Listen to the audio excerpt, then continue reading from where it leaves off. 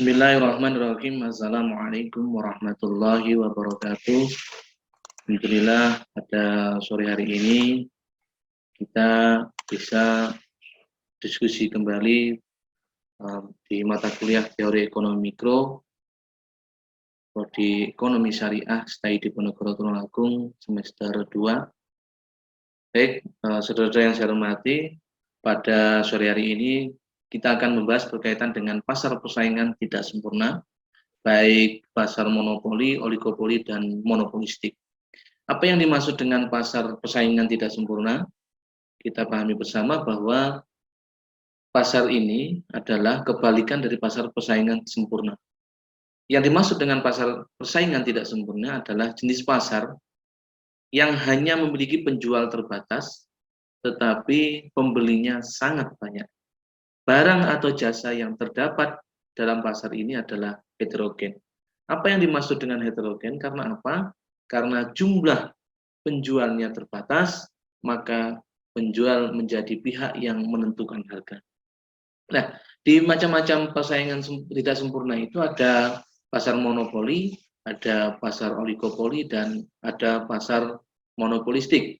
Apa yang dimaksud dengan monopoli, saudara-saudara yang saya hormati, adalah di mana suatu bentuk pasar yang hanya terdapat satu penjual atau perusahaan saja, satu perusahaan saja, dan perusahaan ini menghasilkan barang yang tidak mempunyai barang pengganti yang sangat dekat. Nah, ada monopoli alamiah di dalam monopoli itu. Yang dimaksud dengan monopoli alamiah yaitu yang muncul karena satu perusahaan tunggal dapat memasok barang dan jasa untuk seluruh pasar dengan biaya lebih murah daripada jika barang atau jasa itu disediakan oleh dua atau lebih perusahaan. Kita pahami bersama bahwa yang dimaksud ini adalah satu perusahaan tunggal yang bisa memasok barang atau jasa. Nah, ini bisa lebih murah daripada dua perusahaan. Nah, mengapa ada monopoli? Karena dasar utama adanya monopoli adalah barriers to entry atau hambatan untuk masuk dalam pasar. Maksudnya apa? Semua yang dimaksud dengan monopoli adalah semua perusahaan itu tidak bisa masuk dan hanya satu perusahaan itu saja. Mengapa ada monopoli? Karena tertutupnya pintu masuk ke pasar mempunyai sumber pertama adalah sumber daya kunci dikuasai oleh perusahaan tunggal. Ya, pemerintah memberikan hak eksklusif kepada perusahaan untuk memproduksi dan menjual barang tersebut. Jadi pemerintah sangat penuh memberikan pada perusahaan tunggal itu. Nah, biaya produksi menjadi lebih efisien jika hanya ada satu produsen tunggal yang punya produk. Nah, ini sebabnya kenapa dikatakan adalah pasar monopoli karena keefektifan biaya produsen, tidak karena banyak perusahaan. Baik. Faktor-faktor yang menimbulkan monopoli itu adalah perusahaan monopoli mempunyai suatu sumber daya tertentu yang unik dan tidak dimiliki oleh perusahaan lain. Hanya satu perusahaan saja. Ya, pada umumnya dapat memiliki skala ekonomi hingga tingkat produksi yang sangat tinggi, dan yang selanjutnya adalah monopoli wujud dan berkembang melalui undang-undang. Jadi pemerintah memberikan hak monopoli berdasarkan pada undang-undang tersebut. Nah, ciri-ciri pasar monopoli itu pertama adalah hanya ada satu perusahaan. Oke. Yang kedua, tidak mempunyai barang pengganti yang mirip. Jadi tidak ada barang pengganti sama sekali yang mirip sama sekali dengan perusahaan itu. Yang ketiga, tidak terdapat kemungkinan untuk masuk ke dalam industri. Semua perusahaan tidak bisa masuk, hanya satu perusahaan itu saja. Dan selanjutnya, yang keempat, dapat mempengaruhi penentuan harga. Jadi price taker-nya ini yang menentukan adalah perusahaan tunggal itu.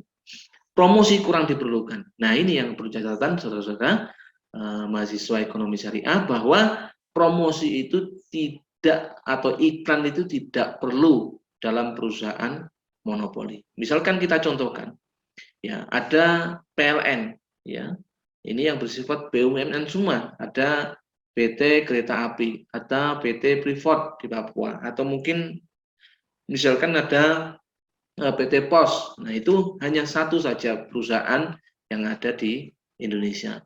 Nah, kebijakan pemerintah terhadap harga ini ya mendorong industri monopoli menjadi lebih kompetitif, meregulasi perilaku monopoli, maksudnya adalah ada undang-undang untuk menjalankan pasar monopoli ini, mengubah seluruh atau sebagian perusahaan swasta monopoli menjadi perusahaan milik negara atau menjadi BUMN, membiarkan segala sesuatu seperti apa adanya.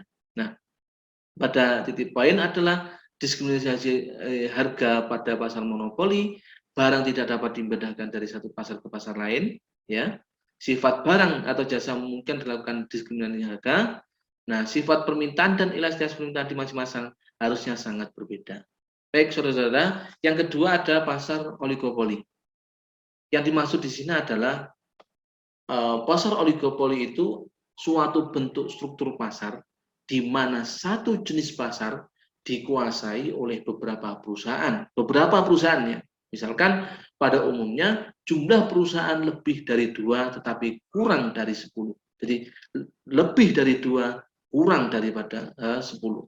Nah, ciri-ciri pasar monopoli apa? Terdapat banyak pembeli, terdapat beberapa penjual, ya kita pahami, kita garis bawahi ada beberapa penjual, bukan banyak penjual. Jadi kurang dari 2, kurang dari 10, lebih dari 2.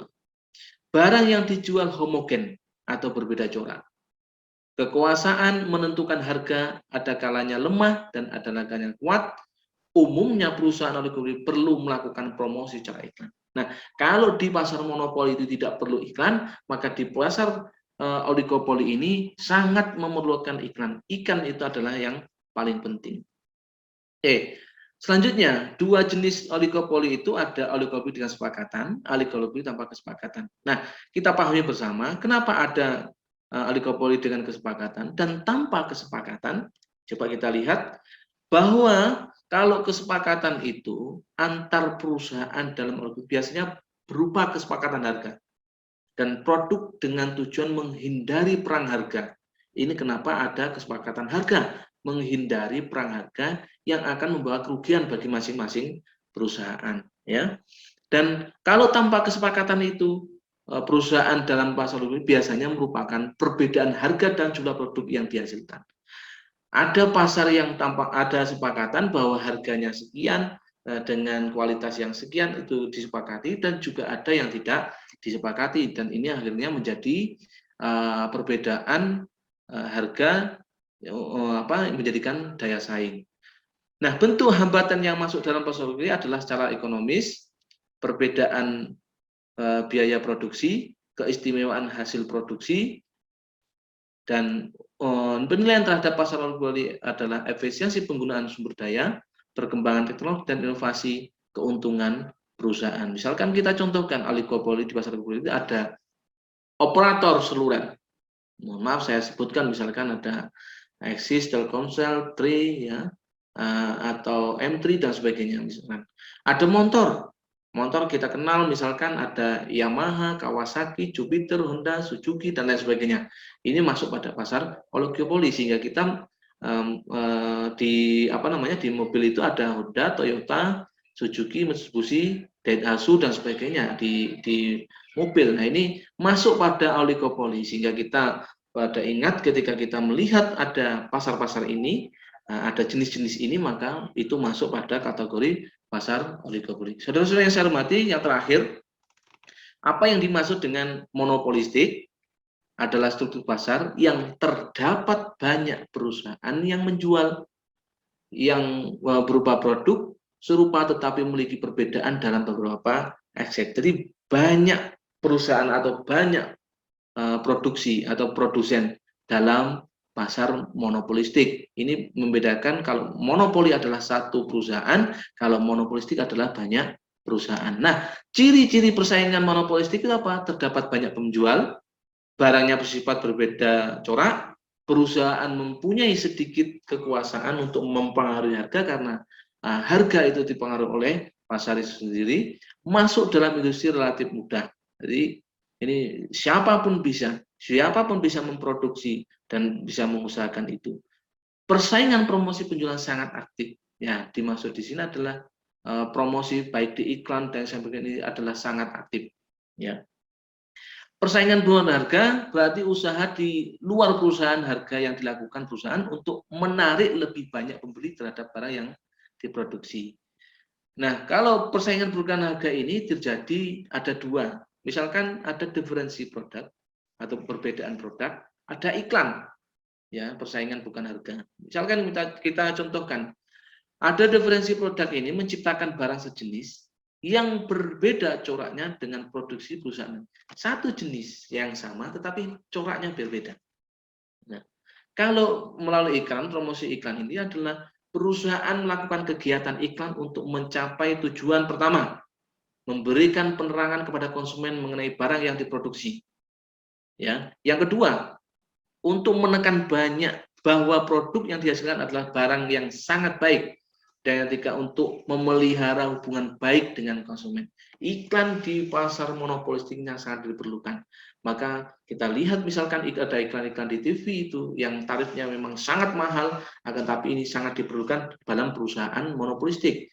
Ada per 30 detik itu ada 45 sampai 50 juta. Bahkan di primernya ada 100 juta per 30 detik di TV-TV swasta yang kita lihat bersama-sama. Baik saudara-saudara, pandangan yang mendukung iklan ini membantu konsumen membuat keputusan yang lebih baik dalam menentukan jenis barang yang akan dibeli. Yang kedua, iklan menggalakkan kegiatan memperbaiki mutu suatu barang. Ini perlu, makanya iklan perlu. Yang ketiga, membantu membiayai perusahaan komunikasi, misalkan TV-TV swasta dan sebagainya, sehingga mereka didapatkan dari iklan-iklan perusahaan monopolistik. Iklan menaikkan kesempatan kerja. Baik, kalau pandangan yang mengkritik iklan, promosi secara iklan merupakan suatu pemborosan. Betul, kalau kita melihat bahwa per 30 titik itu bisa 45 sampai 50 juta. Atau secara primer bahkan lebih dari 100 juta. Ini sangat pemborosan sekali. Iklan tidak selalu memberikan informasi yang benar. Itu betul. Ya. Ini kritikan dalam iklan ya.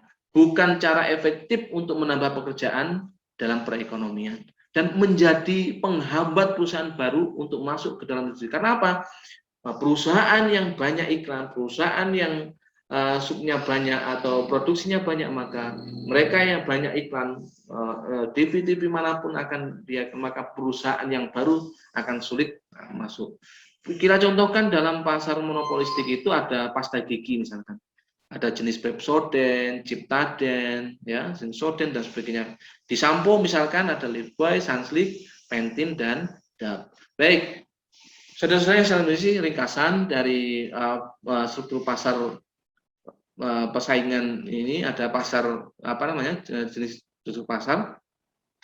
Misalkan kita lihat di jumlah perusahaan, misalkan satu perusahaan adalah monopolistik, kita pahami bersama. Kalau sedikit perusahaan atau beberapa perusahaan tadi lebih dari 2, kurang dari 10 adalah oligopoli. Kalau banyak perusahaan itu maka ada 2 jenis, ya. Kalau pasar sempurna adalah produk yang identik, sedangkan produk yang berlainan atau diferensi adalah persaingan monopolistik. Kita pahami bersama, satu perusahaan adalah monopoli, sedikit perusahaan adalah oligopoli, dan banyak perusahaan itu ada 2. Kalau produk yang identik adalah persaingan sempurna, kalau produk yang berlainan adalah persaingan monopolistik. Baik, saudara-saudara mahasiswa ekonomi syariah yang saya cintai, saya Diponegoro yang tulang aku yang saya cintai, demikian yang perlu saya sampaikan untuk materi pada sore hari ini. Kurang lebihnya mohon maaf. Wallahu muwaffiq ila aqwamit thoriq. Wassalamualaikum warahmatullahi wabarakatuh.